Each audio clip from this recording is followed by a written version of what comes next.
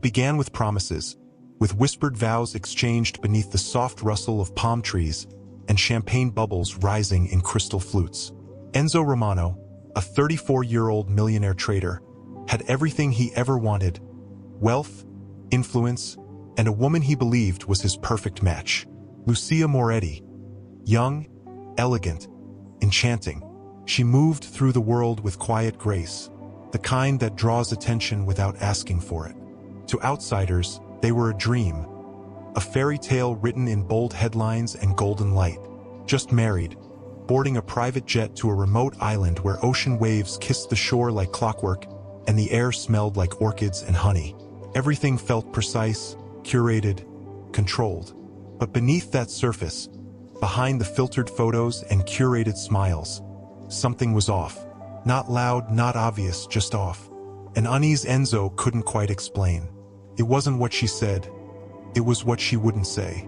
The pauses, the way her eyes flickered away when he touched her, the restless silence between them when the cameras were gone. And then something shifted, something sharp and irreversible. A discovery made not in anger but in disbelief. A secret withheld not to harm him but to survive him. 3 days into their honeymoon, Lucia's truth came to light. A truth about who she was, what she was. And in the stillness of that private villa, where luxury touched every corner and not even the wind dared to interrupt, Enzo made a decision. By morning, Lucia's body lay cold on imported marble floors, her wedding ring still on her finger. And Enzo, once the man who claimed to love her endlessly, stood over her not with tears, but with something far more complicated: fear, shame, rage, maybe even relief. This is not a story about love. It's a story about the illusion of it, about control, identity, and a secret that cost a woman her life. This isn't just another honeymoon gone wrong. This is the story of Enzo Romano, a millionaire trader, and Lucia Moretti, the woman he vowed to love forever, until one secret turned their dream vacation into a crime scene. Before we uncover what happened, hit that subscribe button, turn on the notification bell, and share this video with someone who loves true crime, because what you're about to hear will challenge everything you think you know about love, truth, and the lies that get people killed. Enzo Romano was the kind of man people admired from across the room. His suits were custom, his words calculated, and his presence had weight. A man who didn't chase attention. It found him. At 34, he had already conquered more than most ever would. Trading floors buzzed when his name came up. Interviews, magazine covers, invites to elite gatherings. He fit seamlessly into the life he built, polished, powerful, precise. But those who watched him closely, really watched him, could see the edges. His smile didn't always reach his eyes. His charm had corners. There was something unspoken behind the man everyone saw. Then came Lucia. She was stunning, radiant in a way that felt effortless, with eyes that held stories and a laugh that softened even Enzo's coldest days. She had that rare balance: elegance without arrogance, ambition without noise. People assumed she came from money, but she didn't.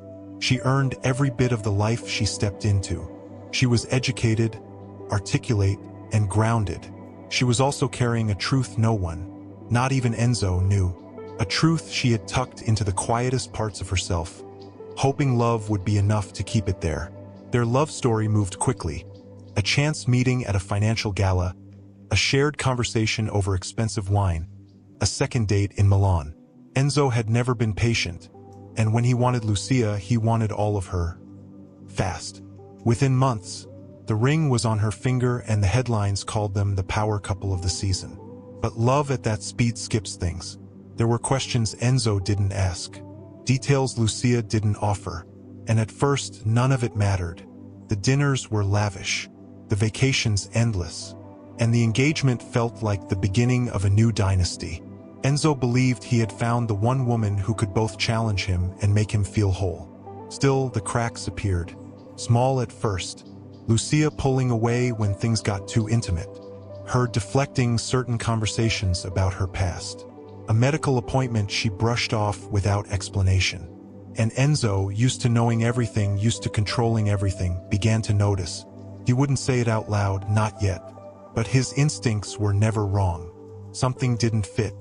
And for a man like Enzo Romano, the unknown wasn't just uncomfortable, it was unacceptable. The Maldives honeymoon was everything the brochures promised. Azure waters melting into the sky, a villa that floated above the sea like a dream, privacy, indulgence, silence, the kind that's bought, not found. Enzo spared no expense. Lucia arrived barefoot on a private boat, greeted with flower petals and cold champagne. For a few days, everything played out like fantasy. They lounged in infinity pools, whispered beneath palm trees, and fed each other fruit under the stars. To anyone watching, they were glowing. But Enzo was watching more than Lucia realized. And he wasn't just watching her beauty. He was watching her distance. Something in her had shifted, the way she would smile at him one moment and retreat the next. She'd pull away when he reached for her waist. She'd excuse herself when things became too intimate. Her laugh, once so full, had lost its edge. He noticed the way her hand trembled when she reached for her drink. He noticed the hesitation in her kiss. He noticed everything. At first, he chalked it up to nerves. Maybe she was overwhelmed by the trip. Maybe she needed time to settle in. But Enzo wasn't a man who waited. He wasn't a man who allowed uncertainty to linger. And now that they were alone, away from the cameras, the parties, the applause, he expected honesty. Lucia tried to hide it, but anxiety bloomed inside her like wildfire. Every conversation felt like a minefield. Enzo's questions grew sharper, his touch more demanding. She could feel his eyes reading her like a balance sheet, looking for liabilities, spotting what didn't add up. One morning, Enzo returned from a beach run earlier than expected. Lucia was in the bathroom, door unlocked, phone on the counter, prescription bottle in hand. She didn't hear him come in, but he saw it. Small white pills labeled with a name he didn't recognize. His mind clicked into motion. He picked up the bottle, estradiol. He didn't speak right away. He put it back, sat on the edge of the bed silent, calculating. Lucia walked out moments later, her face brightening at first, then stiffening. She saw the way he was looking at her. Not like a husband, like an interrogator. What are these? Her throat dried up. She reached for them instinctively, trying to hide them, but it was too late. He stood, voice low. What are they for? Her lips parted, then closed, then opened again. She didn't lie. She couldn't. They're hormone pills, she said quietly. He stared at her, waiting. She swallowed. Her voice cracked. I was born with a condition. I'm Intersex. There was a pause, a full minute of stillness, of oxygen hanging heavy in the air. I don't understand, he said. And so she told him carefully, slowly, that she was born with both male and female physical traits, that doctors had made decisions early on, that growing up was confusing, terrifying, that she had made peace with her identity over time, choosing to live as the woman she always felt herself to be, that the pills were part of that life, something she had quietly managed for years. She looked at him, eyes glassy, voice trembling. I didn't tell you because I was afraid. I was afraid it would make you look at me differently. And he did. His eyes didn't soften. They sharpened. You lied, he said. No, I didn't lie. I didn't know how to tell you. You married me with a secret like that? His voice grew colder. You let me touch you, sleep beside you. All this time? I was scared, she whispered. Please, you have to understand. But he didn't. Because for Enzo, this wasn't just a betrayal, it was an attack on his pride, on his masculinity, on his image. The perfect wife he had shown off, bragged about, posted online, was not who he thought she was.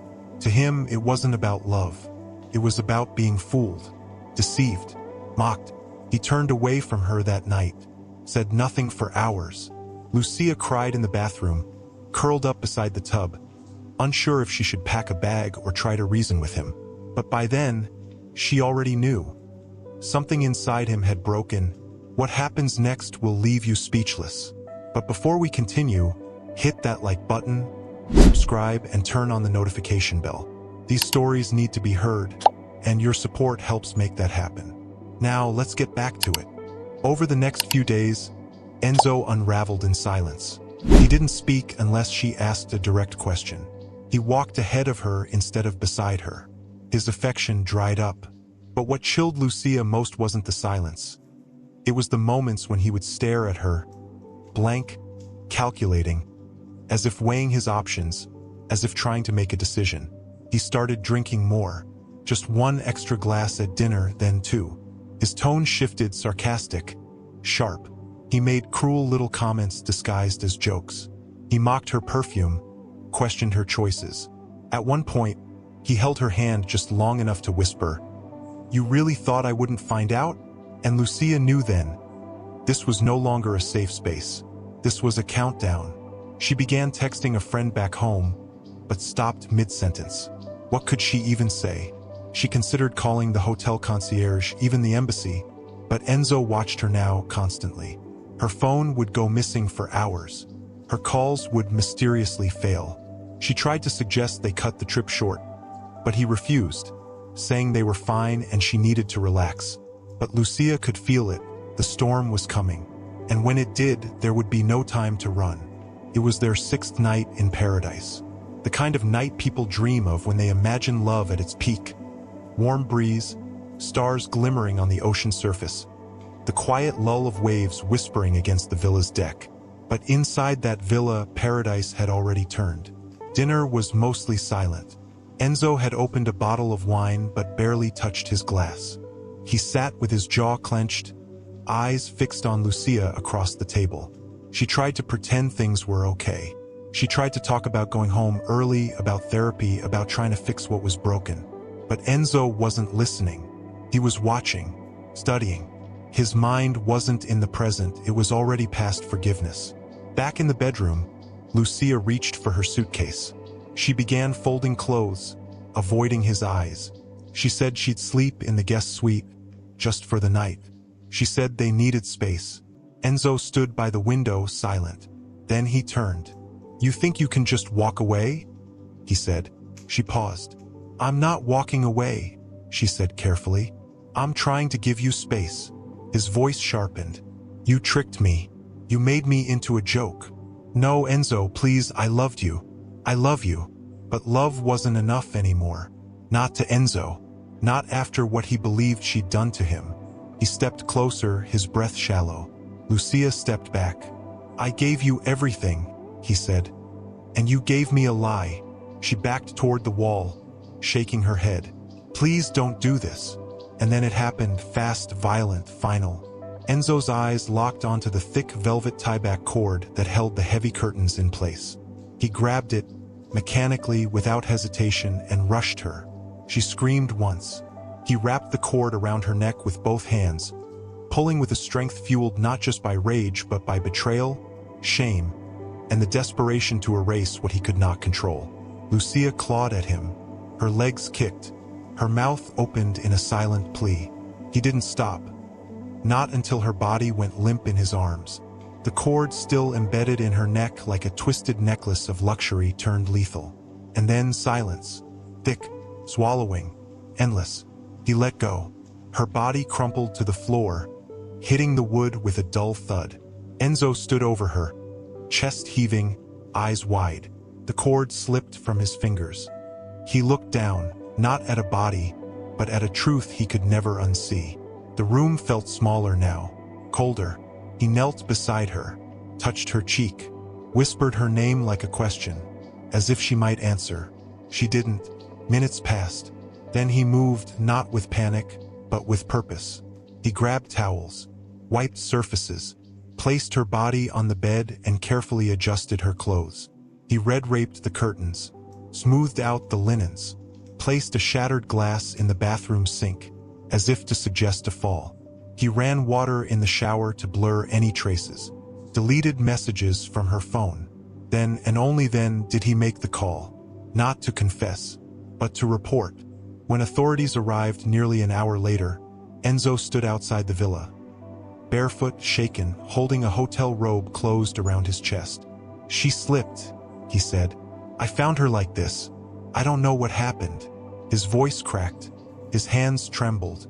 To the officers, it looked like grief. To Enzo, it was performance. But he didn't know then that the lie he thought he'd controlled had already begun to unravel. The resort had gone quiet by morning. Paradise still looked like paradise. Sunlight dancing on the ocean, palm trees gently swaying. But inside Villa 7, the air was different, thick, suspicious. Two detectives stepped off the private transport boat onto the island. Detective Malik Costa had seen hundreds of crime scenes in his 20-year career, but few this pristine, this polished. Next to him, his younger partner, Detective Alina Marchetti, adjusted her sunglasses and took in the scene with quiet scrutiny. Malik was calm, methodical. Alina, observant and fiercely intuitive. Together, they had a reputation for seeing what others missed. They walked into the villa and were met by Enzo, still wrapped in that hotel robe, eyes red but dry. He launched into his version of events. How Lucia had been distant all week, how she went to shower and slipped. Terrible accident.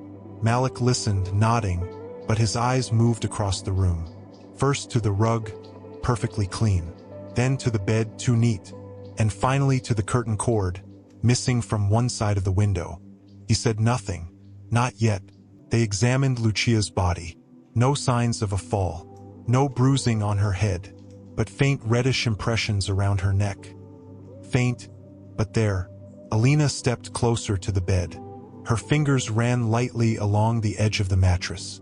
She glanced at Malik and gave the tiniest shake of her head. This wasn't an accident. Enzo's story was unraveling already. Back in the main room, Malik asked about Lucia's phone. Enzo claimed he didn't know where it was. Alina found it buried under towels in the closet. That alone said enough. But the detectives weren't ready to accuse. They needed truth, and they knew how to get it. Later that day, Detective Costa received a copy of Lucia's medical file, automatically transmitted from the Maldivian clinic she had visited just days earlier after what she told the nurse was a panic attack. The file revealed something Enzo hadn't mentioned at all. Lucia's prescription for estradiol and spironolactone. Hormone therapy. Malik handed the file to Alina. She didn't just slip, he said. She was silenced. Back in the States, the investigation deepened.